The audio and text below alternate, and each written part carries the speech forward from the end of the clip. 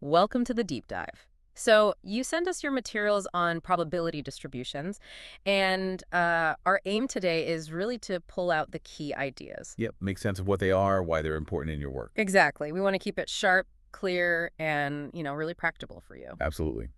Let's cut through some of the jargon and get to the core concepts from those sources. Okay, let's jump right in then.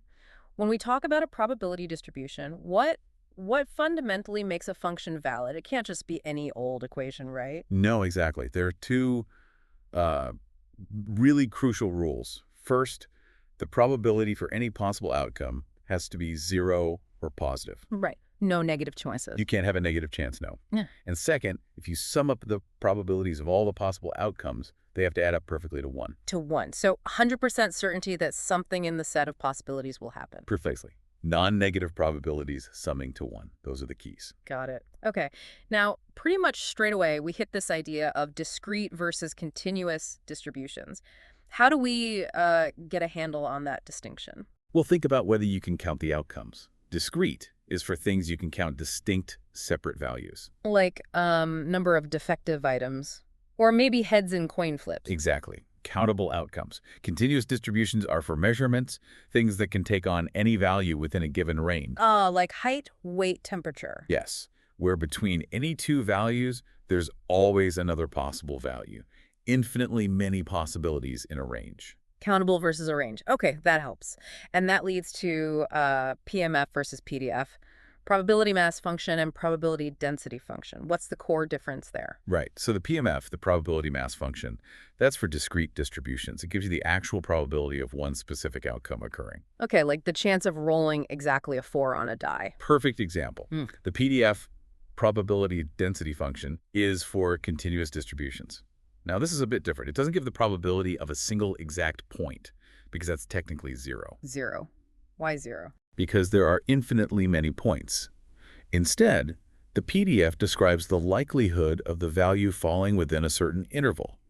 You look at the area under the PDF curve over that interval. So the area represents the probability for a range. Exactly. PMF is probability at a point, PDF describes likelihood over range, and its area gives probability. Okay, got it. Yeah. Let's shift to expected value. What does that represent, practically speaking? Expected value is essentially the long-run average outcome. If you could repeat the random process over and over, it's the average result you'd expect to get. Like a weighted average. Yes, precisely. You multiply each possible outcome by its probability and then sum them all up. It's the theoretical average. The long-term average makes sense.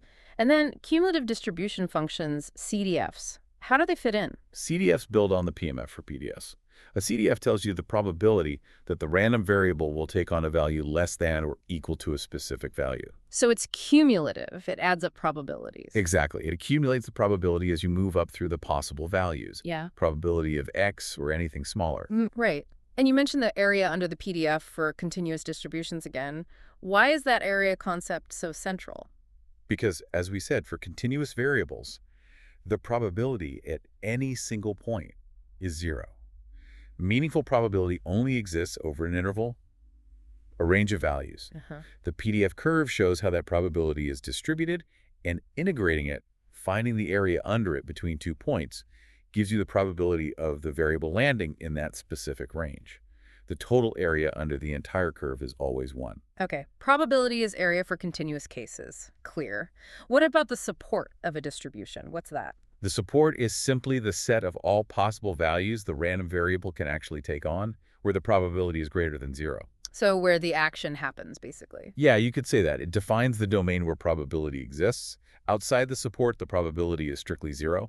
Like human heights won't have support in negative numbers. Got it. The possible range. Okay, another distinction. Marginal versus joint probability distributions. What's the difference? Good question.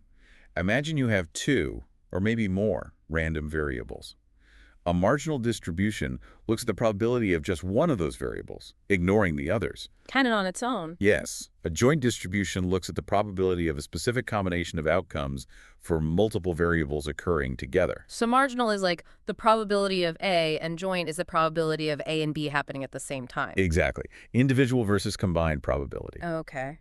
I also saw Monte Carlo methods mentioned in the material you reviewed for me. What's the quick version of that? Monte Carlo. It's a simulation technique. Basically, you use repeated random sampling to mimic a process and estimate probabilities or other features of a distribution. Like running thousands of virtual experiments. Pretty much. It's super useful when the math gets too complicated for a direct calculation. You simulate it lots of times and see what happens on average. Interesting. Okay, last one. Empirical versus theoretical distributions. What's the key difference? Empirical distributions come directly from observed data. You collect measurements, count frequencies, and build a distribution based purely on what you actually saw. So, based on real-world observation. Right. Theoretical distributions, on the other hand, are based on mathematical formulas and assumptions about the underlying process. Like the normal distribution, the bell curve. That's the classic example. It's a mathematical model, not necessarily derived from one specific data set, but often used to approximate real-world data. Okay, observed versus modeled. Great. So just to recap quickly, we've covered what makes a distribution valid, discrete versus continuous, PMF versus PDF, expected value, CDFs, the area under the PDF, support, marginal versus joint, a bit on Monte Carlo, and empirical versus theoretical. Yep, that covers the main distinctions highlighted in your materials. It lays a solid groundwork. Fantastic. So for you, the listener, the takeaway here is that probability distributions are this fundamental tool for describing and working with uncertainty. Even if you aren't, writing down the equations yourself, these ideas are constantly at play.